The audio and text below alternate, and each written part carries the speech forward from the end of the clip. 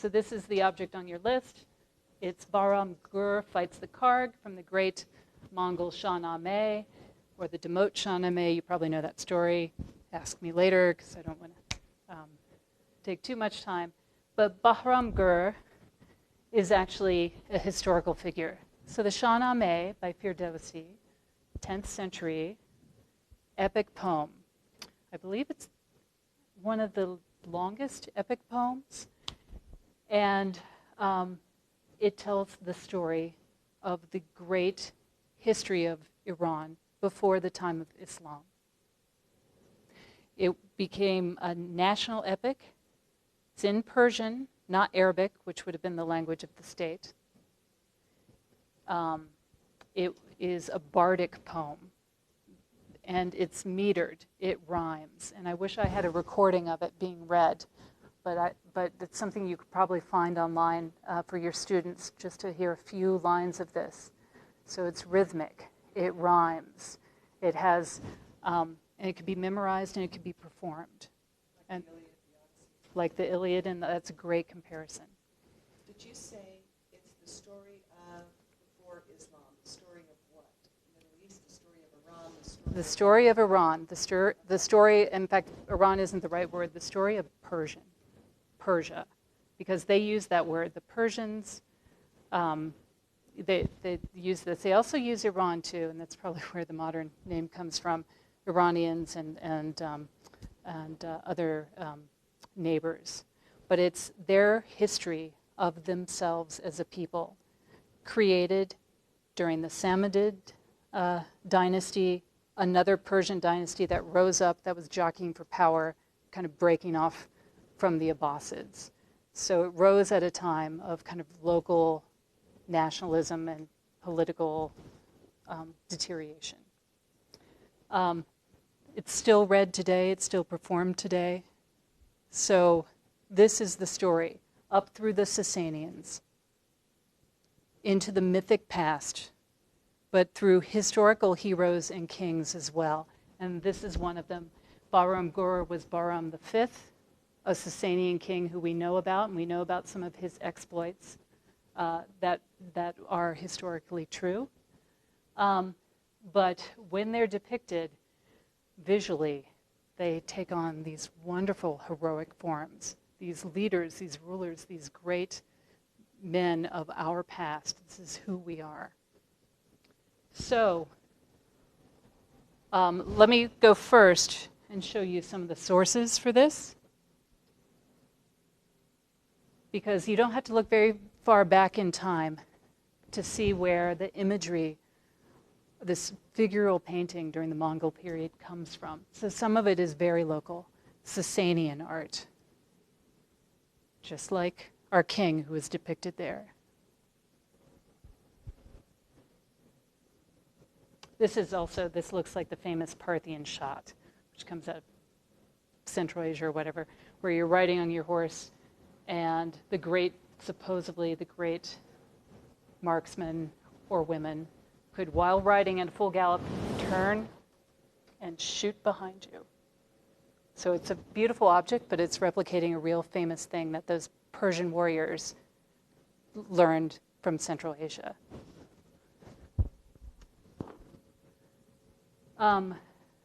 Penjaket, this is an area which is now Russia, but it's Central Asia. This is a wall painting from a palace dating to the 7th or 8th century.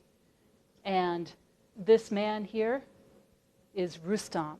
He's one of the greatest heroes of the Shahnameh. Rustam, R-U-S-T-A-M, he's comparable to Hercules, probably in Greek mythology. Does all these amazing feats that nobody real could do.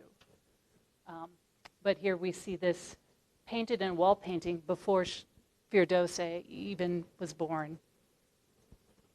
So very important local mythologies, local figures.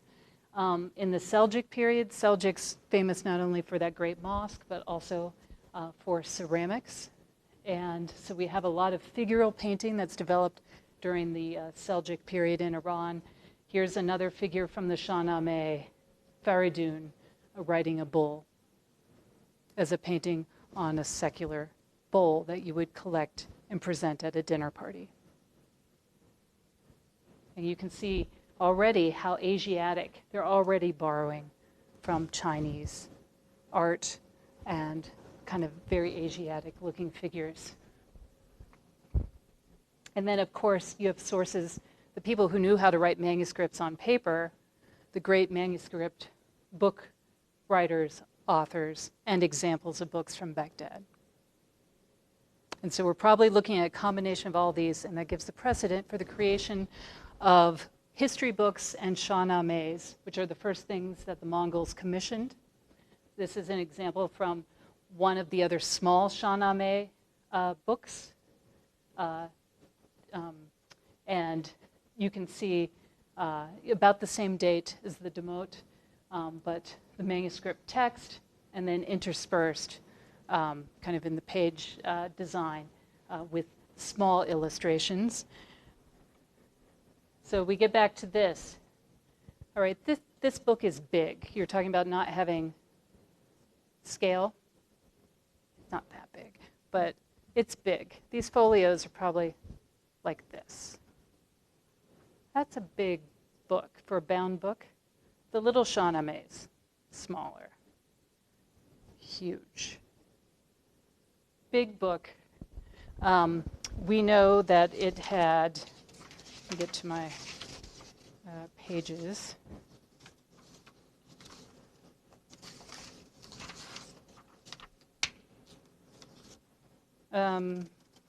So I want to give you the page numbers.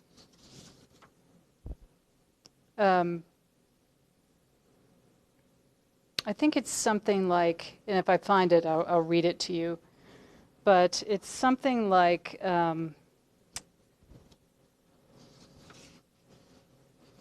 57 illustrations which survive today from this book. We believe, because of extensive study of the manuscript, which was cut up by an early owner, a dealer named Demot, and dispersed and sold separate pages. But we think from the study of the manuscript that there were probably about 280 pages originally, and 190 contained illustrations. Unfortunately, the frontispiece. So these books, Islamic books, you know, they read right to left. So the first page of the book is actually this page. You open it here, and on here or the next page is the frontispiece, and it usually has a colophon, which tells you who commissioned it, who the scribe was, who was involved in it, probably something about Ferdowsi, and that does not survive. And we don't know if it was in the book when Demot, the collector or dealer, got it, but it didn't survive. So we don't know, but scholars agree that it was most likely commissioned by the vizier, so this kind of minister, close servant, Ghiyath al-Din, son of Rashid al-Din, the ruler, the Mongol ruler who was based in Tabriz. So this is done in western Iran, in this cultural center and art center of Tabriz, where our next great manuscript also began. Why, if they're foreign people, the Mongols in Persia, is the first object they want an historical Persian record of the Persian people? That's a great question, and that's the million-dollar question. And because there's not just one big book, but multiple Shahnamehs and a couple histories of the world, including their history that they also commissioned, what is it? What are they getting at? Why, when your students ask, what are you going to guess, or what do you think could be the reason? I think they're linking themselves with them. Mm-hmm. If I'm a foreigner, I come to your business. Your boss has been fired. I'm your new boss. I didn't come up through the ranks with you. I've been transplanted from Georgia. How do I relate to you? Right? Of the Codex Mendoza, right? Yes. that the Spanish are commissioning in order to learn Yes. about the Aztec Empire. That is a perfect comparison. That's a great one to use with this, because that is what's going on. I think historians at least believe. They are trying to find a way. They come to this place and establish themselves, and now we're like 2 or 3 generations in, so they're no longer foreigners. They're becoming Persians themselves. They've become Muslims since they got here. They weren't when they came. And they're looking for models of court, they're looking for models of state, how to rule, and they're trying to figure out how to rule and exist and become a part of this place. So they commission the great historical epic, and it becomes the kind of the core of their court library. Oh, that's a great question. And isn't that the question? Because I will say that with the Umayyads and the Abbasids in Iran, they go to Iran, boy, they take over. And then when they get there, they think, God, this is really nice. This is way better. They drink. We don't have wine. We're not allowed to drink wine. They're drinking wine. They have parties. You wouldn't even believe how intellectual this culture was. The Samanids, 9th, 10th century Iran. So predating the Seljuks. They used to have dinner parties where the educated, and you didn't just have to be a king or a queen or a noble. The middle class, the mercantile class, anybody, because you're learning to read at the mosque anyways, at the madrasa. So they were highly literate. And so even the middle class would throw elite dinner parties where you bring everybody together, you'd serve a feast, and you'd recite verses of poetry.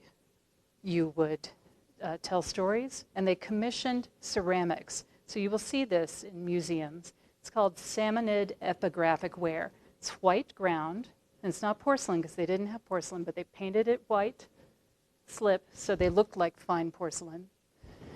And in black or brown ink, they wrote calligraphy on them, usually proverbs, and often things like welcome, good wishes, blessings be upon us. And then proverbs, or maybe something from the Hadith, occasionally a religious saying, but they weren't Quranic. They were sayings on how to be a good person, an educated person, don't overeat, things like this. And they would, during these dinners, they called majlis. As you ate the food and drank it down, the proverbs would reveal themselves at the bottom of the dish, and it was part of the experience. So this literati, drinking, smart, educated culture, this is who the Arab armies come in, they're like, whoa. And so they turn them into part of the empire, but it's they who become Persianized.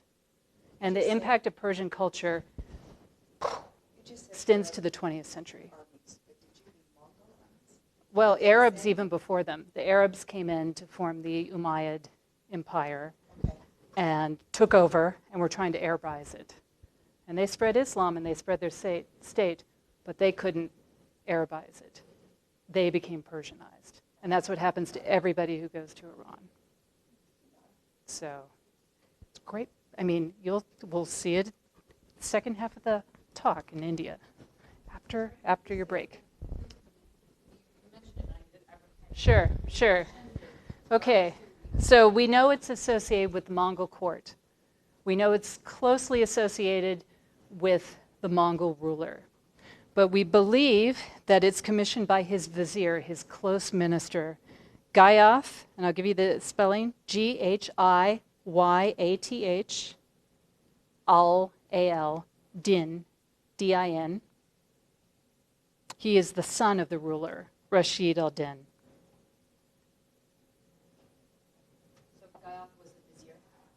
That was his position. So it may have been that his job was to help commission these texts, which became part of the court. So then the other great question is, these are incredibly politically important then. How does that get spread? Who sees them? And I think that comes up a bit in one of the articles I shared with you. In the end, these political, in some ways, almost propagandistic, they could be seen that way, although I think that's too simple of a read for these, but how effective are they? because who sees them? So certainly not to the public. But maybe perhaps this is something you show with visiting ambassadors, people coming in for trade. It's something you share within the court, perhaps. And incredibly luxurious. This particular image, because there were so many illustrations, is it just, I mean, it's gorgeous. Is this similar to what the other ones would be, or is this particular? I've got a great question. I'll show you a few others, and I'll tell you how we ended on this, because I was part of that conversation. Would you remind me what the Karg is? The Karg. Yes. All right, so here's the other problem. Karg, I don't have a board or anything, but I don't see anything to write with. You're looking for a pointer? A writing device for one of these boards. On the whiteboard. There's an eraser over at the very far end. Well, anyway, I can show you at a break or something, but officially, Karg, we've got a problem because we've got two words here, and I'm not sure if it's a long A or a short. I'm going to give you a long A. Okay. So my A might be wrong, but it comes out in Persian looking something like this in the original, in these early Shahnameh manuscripts. Okay, the problem is with early Persian is ka and ga are written the same way.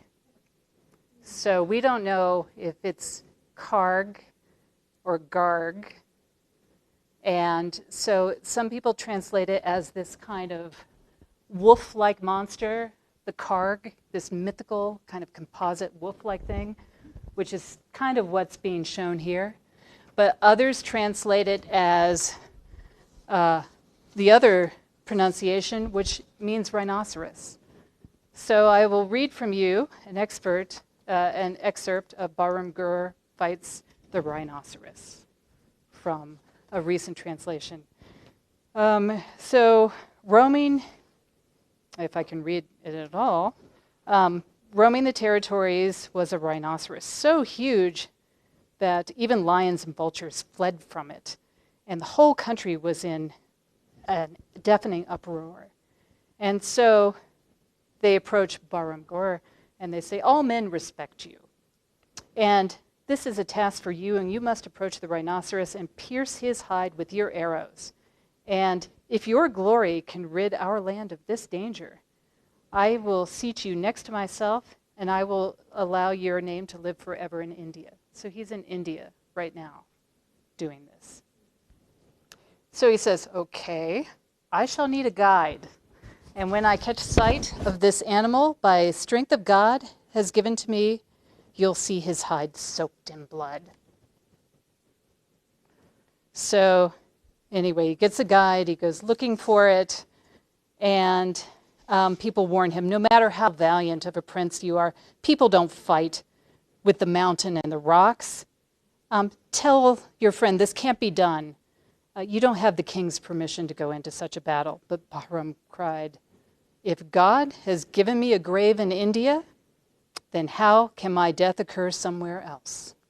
It is impossible even to think of such a thing. And the young man grasped his bow.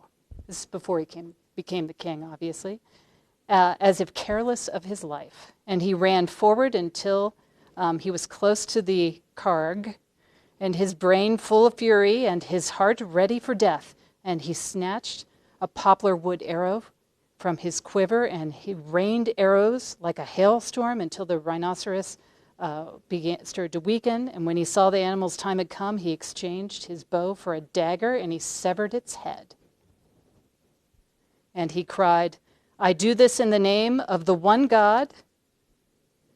Might be a little bit of later Islam coming in there, who has given me the strength and glory, and whose command the sun shines in from the heavens. Now imagine that if that rhymed. Fantastic.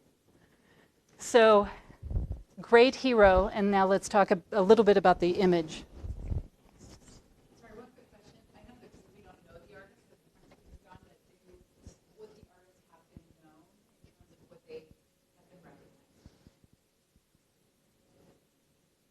I don't know that we have names of any of the Mongol period artists. That's a great question, because they're going to start to appear in the Timurid, the next dynasty. That some of these artists will become famous, will be signed, or people will later put an attribution. And that does become very much part of the Islamic tradition. So we don't know the artist of this. And there's more than one. There are more than one style in this manuscript. It's kind of a hodgepodge in a lot of ways. But let's talk about the image a bit. Look at what he's wearing. I think Khan Academy says it's European textile. I think, it could also be Chinese, wonderfully woven textile. At least they do that type of work of gold woven into silk. He's got his Central Asian booties. He's got this beard. It's not something you see in Chinese painting, right? The beard, we associate that with barbarians in Chinese art. So he's a rugged, bearded, Central Asian guy. Wears this wonderful crown we associate with this period of Iranian art. He has a halo, he's special. Carrying this wonderful mace. Here's his, actually he does have a horn. So maybe this was a rhino wolf too. That's an interesting, I thought that was the sword sticking in, but that's a horn. So this might show you, but this isn't a rhino's face. So maybe the artist is going for both too, I don't know. So wonderful Central Asian warrior, mounted on his horse with beautiful trappings, and look at the landscape. Oh, you can't see this from the light, but maybe can you tell what this is a detail from? Fawn Quan, which is about that color. Very brown silk on the Fawn Quan. But these wonderful dense texture strokes, or this from Early Spring, the other great early Sung, masterpiece that's always compared to the Fawn Quan. And notice how you have these rugged rocks, and they're kind of wetly, more loosely painted here with heavier, jagged outlines. And then occasional little sprouts of vegetation coming up.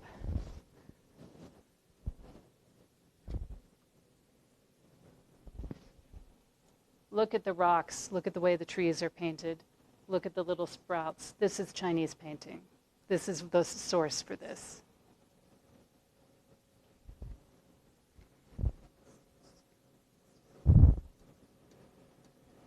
And here's some other examples of folios. You asked what they look like. This is the one in my museum.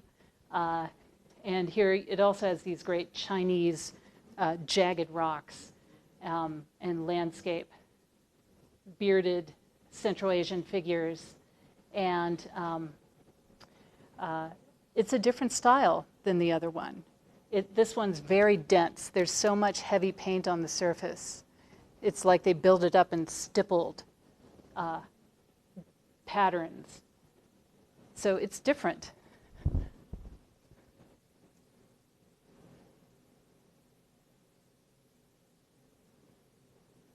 Here's another one, also from my museum.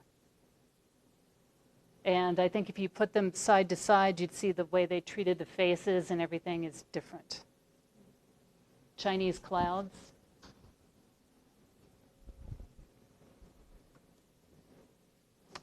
This is, I believe, the Cleveland folio, which is to die for. Here, Bahram Gur slays a dragon.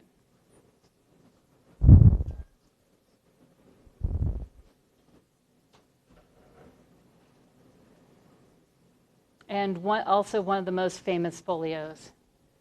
Because the heroes, we know a lot of these heroes from the Shahnameh.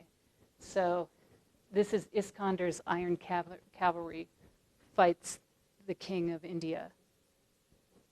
Who's Iskandar? Alexander the Great. And so he plays a prominent role in the Shahnameh because he took over, he was one of the great kings of Iran. And if you saw that horrible movie of Alexander, you'll remember they really kind of, the movie just kind of falls apart when he drives all the way to India, and there are elephants and bloody battles and lots of morose, and it's awful. Really, by that point, spins out of control. But he did that. He got all the way to India, kind of just crossed the Indus River, and then pulled out. Might be like the Mongols. It's too hot. I'd rather be friends with these people. And he established, there were little Hellenistic little cities, though, that were established up into Gandhara and Afghanistan and Pakistan that were actually run by Greek kings after the conquest of Alexander.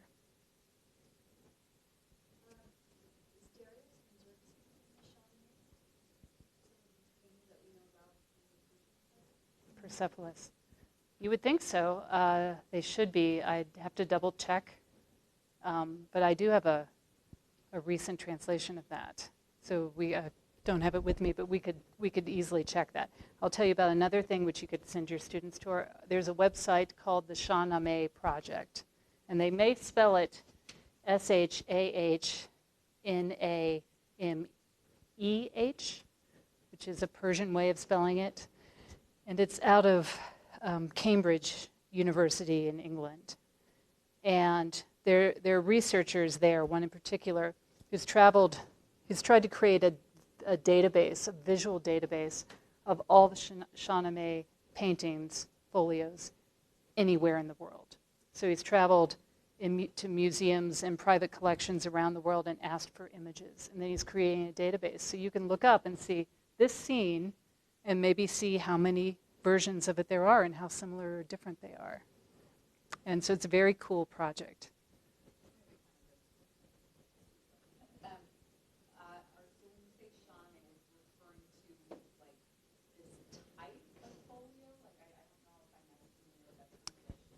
Sure. The Shahnameh, so it's the great epic poem, and starting with the Mongols, they began commissioning manuscripts of it. So it's just the name of the actual poem itself. Yeah. So they're collecting a database of all the imagery around this poem. Yes. Yeah. In illustrated versions of the poem.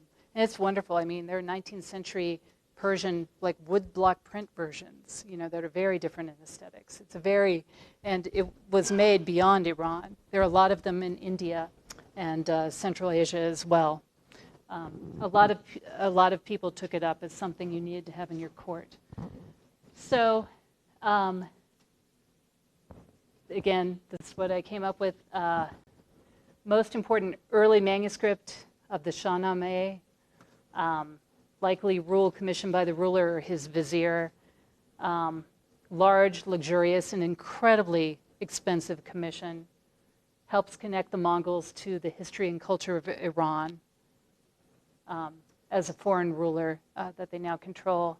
Cosmopolitan in style, based upon early Persian figural art, strong Chinese influence, and there's also this rugged Central Asian roughness about it. So we have an obvious comparison coming up, but what other things could it be compared to? I actually, when I was going through the curriculum, I landed on the Vienna Genesis because I thought it was very interesting how text and image are integrated. And it's early, so there's a crudeness, a boldness. Crude is a negative term, so let's say bold. And that's, if this manuscript is nothing else, it is bold. It's powerful. When you look at these, they hit you. So, anyway, are there any other things you can think of to compare it to, things that you would want your students to, that I haven't mentioned, why it's important?